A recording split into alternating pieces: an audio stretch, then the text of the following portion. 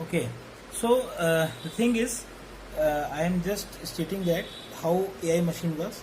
Now in this phase, in the first phase we have seen the how from where we have to start the study of the AI, artificial intelligence.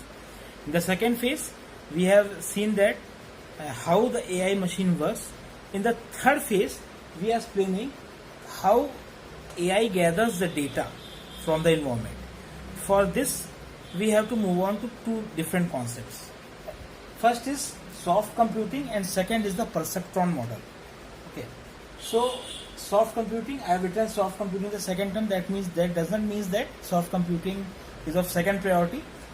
Soft computing and perceptron model both go side by side to generate the optimal output. Here we have I have just summed up certain mathematical terms. I think every aspirant that has seen my earliest video on soft computing very much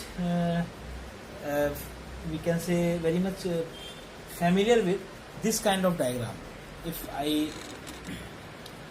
So this is the kind of diagram I have earlier made in the various AI thinking, or when I depict the phenomena of AI. This diagram is a very short demonstration of the artificial neuron.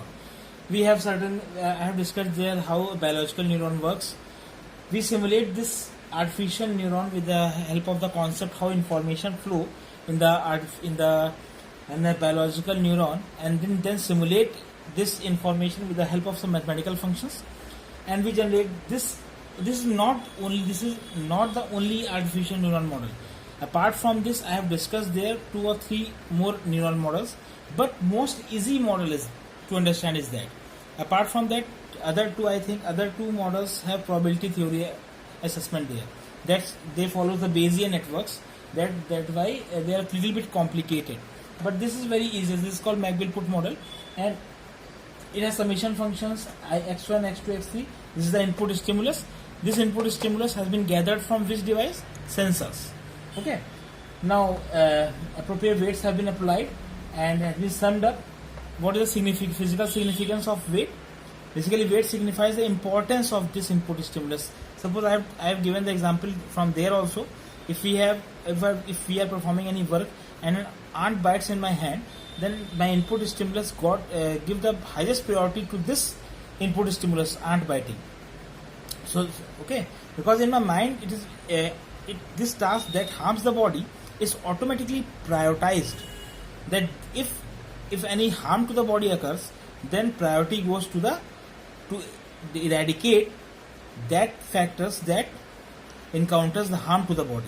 So that the routines, we can say interrupt service routines in our body that handle the interrupts that of high priority, like ant bite, snake bite, and these kind of things, that will be given high priority. So their weight should be high. So the thing is, this weight signifies the importance of this input stimulus. So this weight signifies the importance of input stimulus. And this I have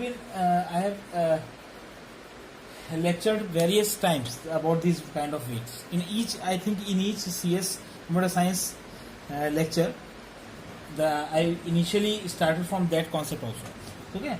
So we have summation function, that response has been computed, summation of the response. Then we compare the response with the thresholding function, r minus theta. Theta is thresholding function. How thresholding function has been determined? Thresholding function is a system limit function that depends upon the system. I have already written that thresholding function is defined as a system limit in function in the real time. System limit signifies if we have 12 resources, 20 resources, 18 resources, 2 resources. How the system limits, that depends solely on the real-time environment of the system, and it is the property of the system. Okay, and we perform the activation. We compute the activation value. We generate the output by applying the activation function to this output value, this activation value, and this output has been governed. Suppose if we take an example of the step function, this is a step function. I have taken the example of a step function. The step function taken, if the value of the response is greater than theta, then output should be A1. If the value of the response is less than theta, then its value is A2. Okay, so this A1 is the output value, that is S. What function has been applied? This F signifies this equal to less than or greater than phenomena.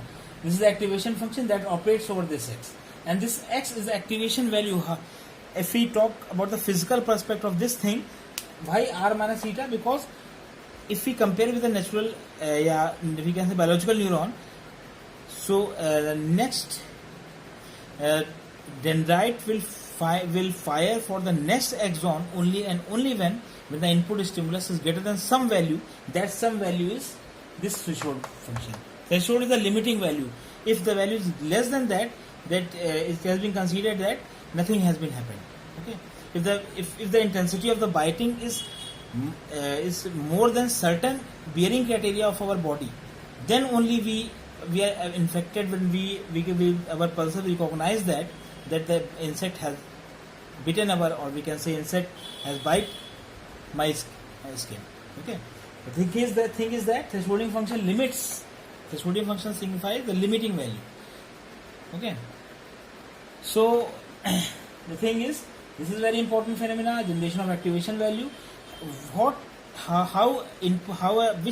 can say at which amount, at which quantity, we can say at which quantity our response, or we can say our response value is greater than that threshold function. Suppose if we consider our hearing alignment, then it's I think so our 20,000 decibels is our limiting value. So if any sound that is more than 20,000 decibels cannot be heard by a human ear, so we have what value, at what activation value that surpasses this threshold function is the activation value, because only this value activates the next nucleus, or we can say next neuron. This is the activation value. All these things have been discussed earlier, so I don't want to waste much amount of time on this.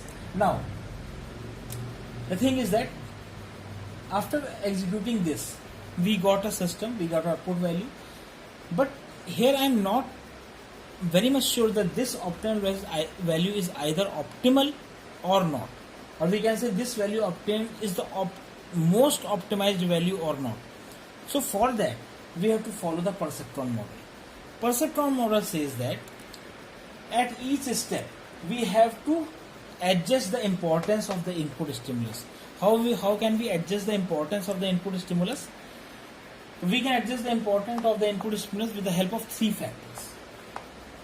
First is learning rate parameter, second is error function, and third is input stimulus itself. For each updation of the weight, we have to multiply the learning rate parameter multiplied by the error function multiplied by that input stimulus to adjust the weight according to this input stimulus for the generation of the optimized solution. Okay, so now elaborating each part, that how AI works in that. Computation of the learning rate parameter itself is a big thing. How can this be achieved? We have certain kind of algorithms for that learning rate parameter. We have supervised learning, unsupervised learning, deep learning, reinforcement learning. These all strategies govern this learning rate parameter of a system. Okay.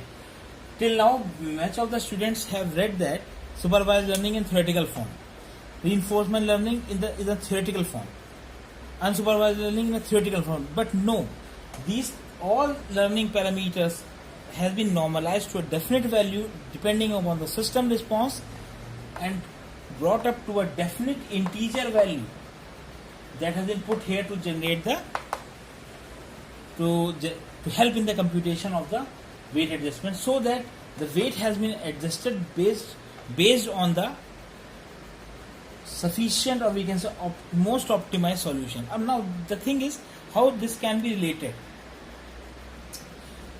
This learning rate parameter has been computed based upon this mathematical interpretation to supervised learning, unsupervised learning, deep learning, reinforcement learning, deep reinforcement learning as well. We have one more, deep reinforcement learning. All these parameters summarizes according to the system response and summed up to a quantity form a learning rate parameter. This has been multiplied by the error function. Now to compute the error function, we have to understand the model of a system. Now to understand this model, we have to penetrate to our system response cycle. That here a system has been made. This system conforms to a closed loop system. This is called closed loop system. Okay. This closed loop system says that each time our action has been performed and its feedback has been taken, each time an output has been generated like that, and after getting the output a feedback has been taken before generating the output, and this feedback has been put into the reference input, so that reference input compares the actual output with the desired that has been fed up, that has been feed into the controller. Okay, so this error function signifies the difference of the desired value minus actual value, or we can say difference of the desired value and the actual value. So to compute this weight adjustment, we have to propagate to this system model of the closed loop system. Every person wants to generate a system that should have a feedback, so that its system would remain updated with time, dynamic updation. So every dynamic updated system must have followed this basic cycle. That is reference input, then controller, then actuator, then end effector that performs the motion. Actuator is a drive mechanism that drives this end effector with energy. End effector performs the motion, and when the motion has been performed, the feedback has been taken and then go to the reference input. This feedback contains the weight adjustment phenomena, and this weight adjustment phenomena has the mathematical formulation of this. So you study the closed loop system under the electronics branch, and this is related to the weight adjustment phenomena in the soft computing that has been taught under the CS branch, computer science branch.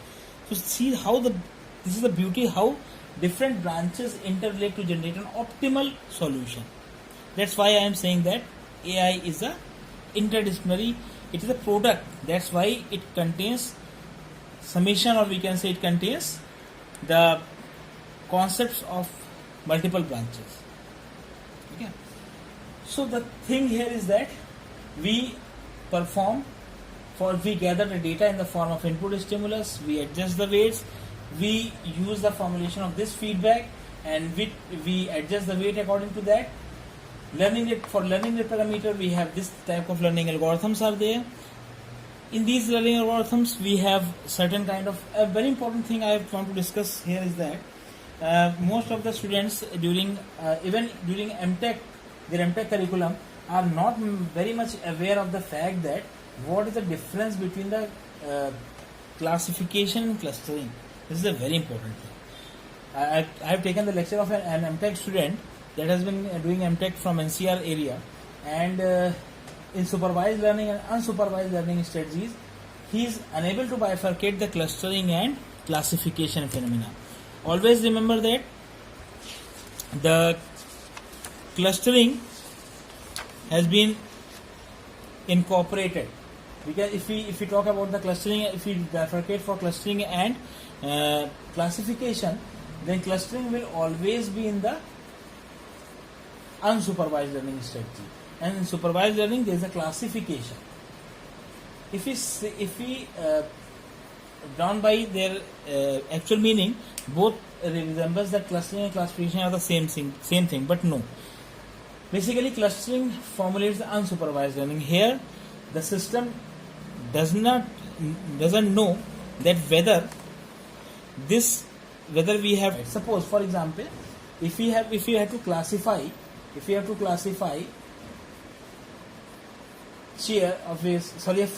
have to classify fruit is the best example. If we have to classify a fruit, we will look upon certain features of it: its color, its we can say its taste, and various other parameters. Its geographical location, sometimes its height, length, its size. So these are called naive Bayes. These are naive Bayes of this food. So we know these parameters, that on the behalf of these parameters we have to classify a food. So this, because we know the data points regarding each feature, hence this comes under the supervised learning. Classification always comes under the supervised learning. Here we know the class, we know the objects, data points, we know the object feature, and then we classify. While in the clustering, we randomly cluster the things, and after randomly clustering the things, we analyze that whether this cluster is unique or is a good cluster, satisfying all the things that have common feature or not. And the main thing is that why it has been put into unsupervised learning, because during clustering we don't know the features. That's why in unsupervised learning we have more set of data points. Always remember that in unsupervised learning data points are always more, because we don't know that the system has these kind of features and we have to classify under this. Okay, so this is kind of random approach, unsupervised learning. So we cluster the thing approximately based on our conscience. Nothing has been given, nothing has been taught. We have to cluster, and after doing the clustering we will match the features. If in a cluster we have objects that have same features, then we will call it a good cluster, otherwise bad cluster. So if we K-mean clustering comes under the USL strategies, supervised learning and regression analysis, okay, naive Bayes, decision trees, and most important support vector machines. That basically shows the boundary of the we bifurcate the non-linear boundary. If data points have non-linear boundaries, then these boundaries have been made by the help of support vector machines, SVM. That also comes under the supervised learning strategies. Okay, so these basically I'm just we can say I am just relating various concepts so that you can analyze that all the things have been related. Okay, so this all comes under the formulation of gathering the data from the environment.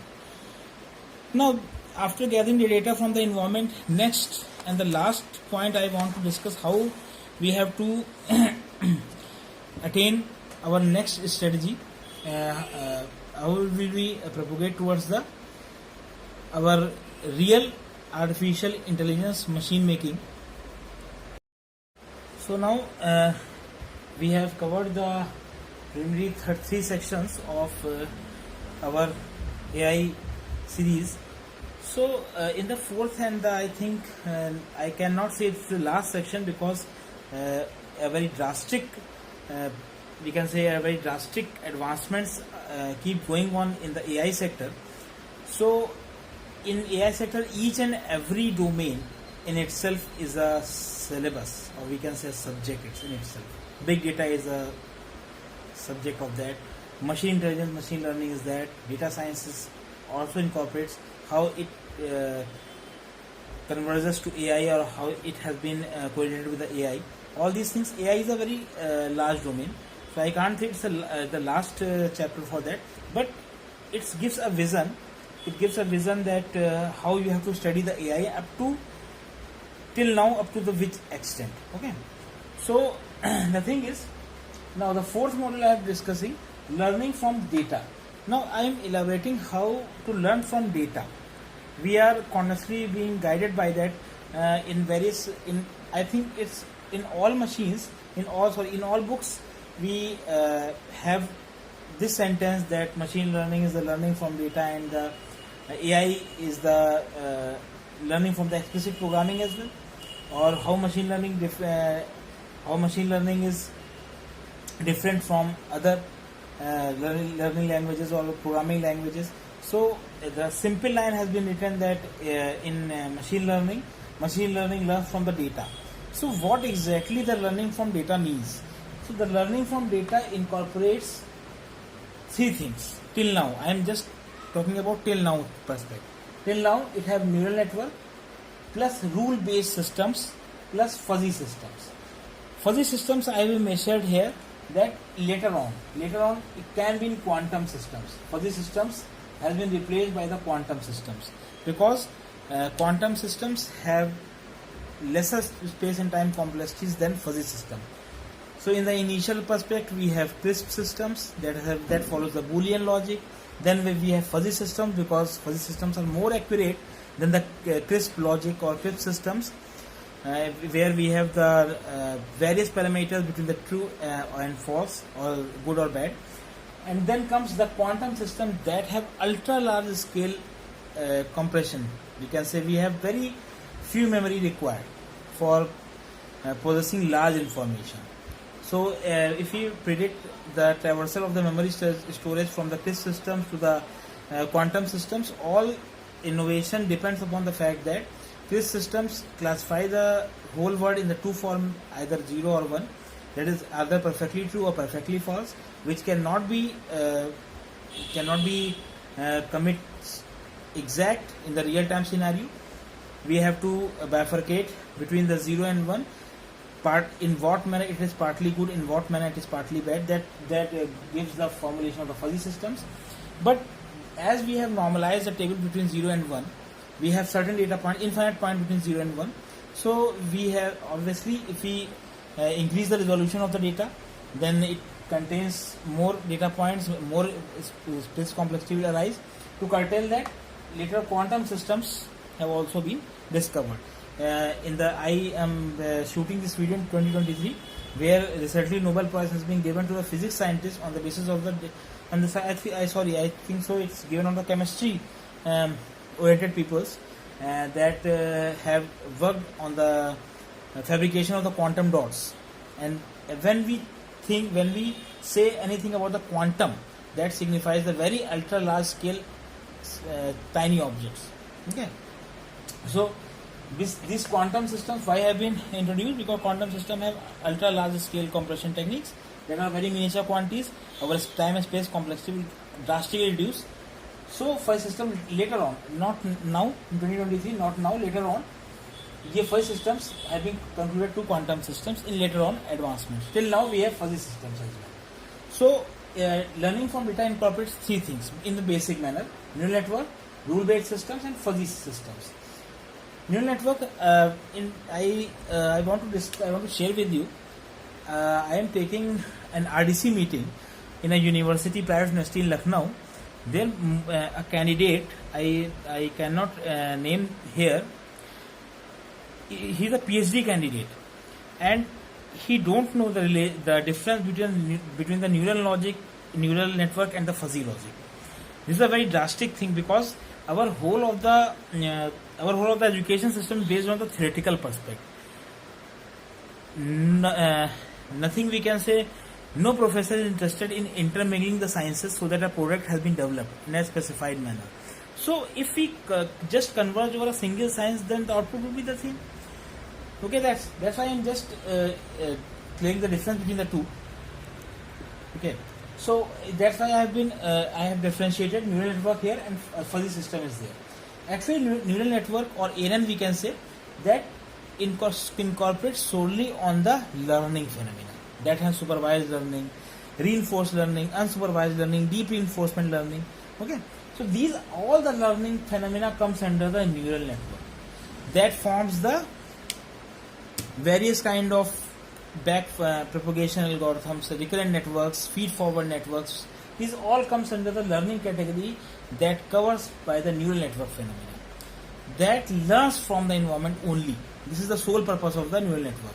And based on the learned things, decisions have been made with the help of this fuzzy system. That's why I've been taken the decision making.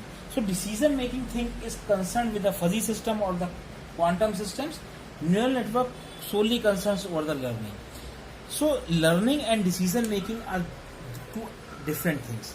Learning signifies we gather the data from the environment, and that data then correlated with that data that is acquired from the we can say from the environment, put in another branch, converges to another branch. That branch is called big data. So all things are related. Big data, as the name implies, big data signifies that we have multiple amount of data, and multiple amount of data contains many more data points. More data means more data points, and more data points are easily or we can say more data points is very much required in unsupervised learning studies. In spite, if we forget about the unsupervised learning aspect as well, more if you can understand that if we have more we can say grid, if we have more pixels, then resolution will be better. If we have more pixels, then resolution will be better. In the same manner, if we have more data points, then the learning rate coefficient, or we can say learning rate parameter, will be better. So to make the learning rate parameter better, we solely concerns on the neural network, that solely concerns upon the learning of the things. It incorporates all the learning parameters like feed forward network, supervised and supervised learning, clustering, classification that have been discussed earlier. Okay.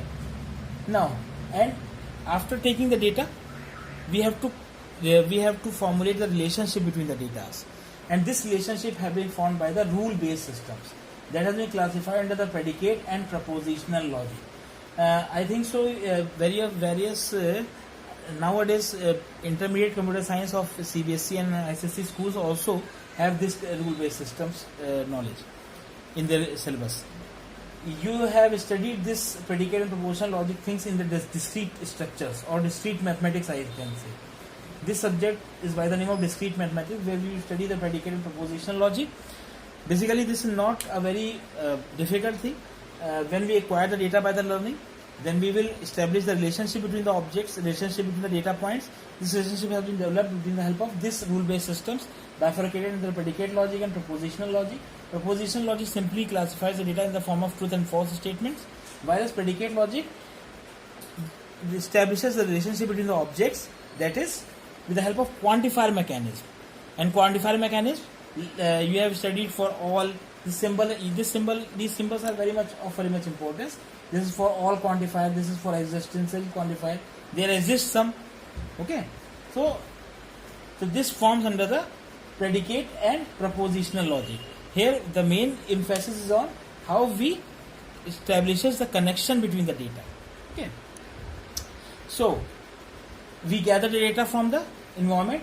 We establishes the relation between data with the help of rule-based systems. Then we make the decisions based on these relationships and the data. So big data lies between these two. Now if we confront towards the fuzzy system, if we go more deep towards the how decisions can be made, then decisions can be made with the help of two things are there: simple decision making and complex decision making. Simple decision making has certain algorithms. Complex decision making has two most common algorithms. If you read more about AI in the future perspective, then they have Kalman model, KLMN, Kalman model, and Markov models. These comes under the complex decision making process in fuzzy systems right now. So this is the, we can say, near to the terminal point of AI. So Kalman filtering and Markov model, because simple decision making processes have a certain kind of algorithms in data structures like Prim's algorithm, Russell algorithms can also be fitted in simple decision making problems. But in complex decision making problems, we have to sophisticate our design. And Kalman model and Markov model, these have different algorithms for complex decision making. So this is also this comes under decision making process. Now, what I am trying to say, then from where we have to stop. From where we have to stop till now, that I started from the beginning concept that from where to start and from where to stop. I have briefly restored that from where I have started AGI classification of the AIs. Now we are progressing towards from where we have to stop. I can't say stop. I can't say it should be stopped. I can say till now in 2023, where I am shooting this video, till now each and every student of AI must know these facts. So we have to start after these learning from data parameters. We have to arrive to our sole aim. Our sole aim is the formulation of the neuro-fuzzy controllers. Formulation of the neuro-fuzzy controllers. This is our sole aim, because in the autonomous machine till now 2023, neuro-fuzzy controllers are the main brain, formulates the main brain of an autonomous system. But this may after NFZ we can say, if we talk about, I can briefly highlight the content that NFZ neuro fuzzy controller only that is are dedicated to cover AGI phase only. This neuro fuzzy controller phenomena gives only AGI parameters. Is sophisticated towards only AGI parameters, artificial general intelligence, where we have both heuristic sciences as well as cognitive sciences. For whole cognitive sciences, no heuristic sciences, that is fully autonomous machine, this NFZ has to improve for quantum fuzzy controllers, or we can say QF controllers, neuro quantum fuzzy controllers or neuro quantum controllers. These all terminologies govern the formulation of ASI, artificial superintelligence. Till now we are talking about the AGI, and NFZ is solely sophisticated till AGI. That gives the output for AGI only. Okay, so all these things that have been covered governs only the formulation till AGI, because till now in 2023 we have arrived till AGI that have both heuristic and cognitive sciences in the decision making process. Now I want to clear that very much of the students here are asking for me Python. In 2023 when I am shooting this video, Python has a very crazy impact on the students. I want to clarify to each and every student that simple learning the Python like a programming perspective is of no use, because most of the students that come before me for the clarification of the doubts perform the same function that each and every object-oriented programming language like .NET performs the same task: initialization of variables and definition of the control statements.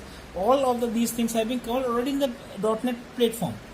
Then why are you studying Python? Actually, Python basically is the tool to implement this neuro fuzzy controllers that cannot be, that is, I can't say that cannot be, but it is very difficult to formulate the programming aspect of the neuro fuzzy controller with the help of an object-oriented platform like .NET. .NET is basically more and more converges for the development of a website only.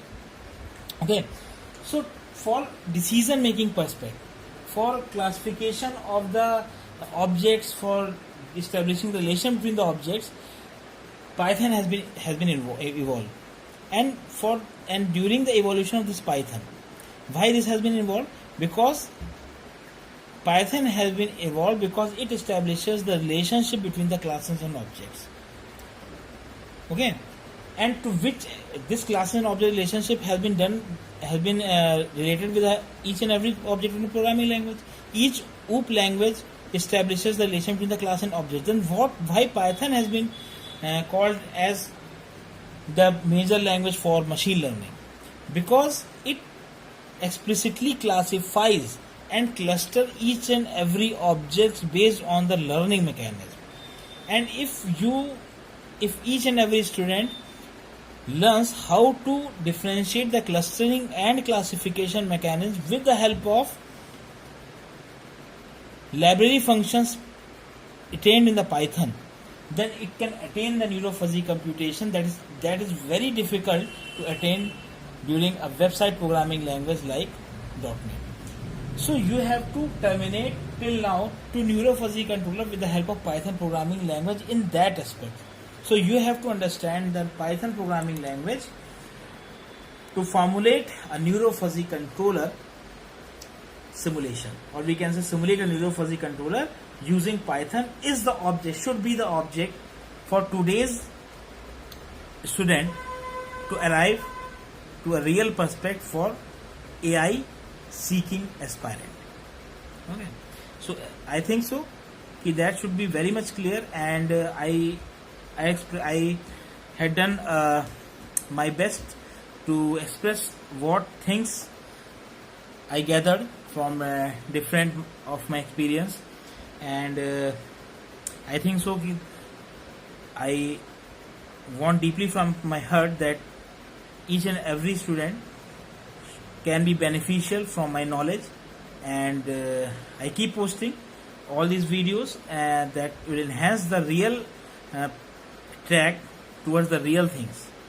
Okay, so I have covered this these in 4 modules. I have covered this AI teaching strategy in 4 basic steps. I am not expecting that this covers the whole of the AI domain, because AI is a very vast thing, but it gives a vision that how to cover the AI, how to initiate the AI, and how to propagate in the right trajectory for the formulation of the product through AI. So, okay, so from that I want to just conclude, and thanks for watching these videos, and thanks for your support.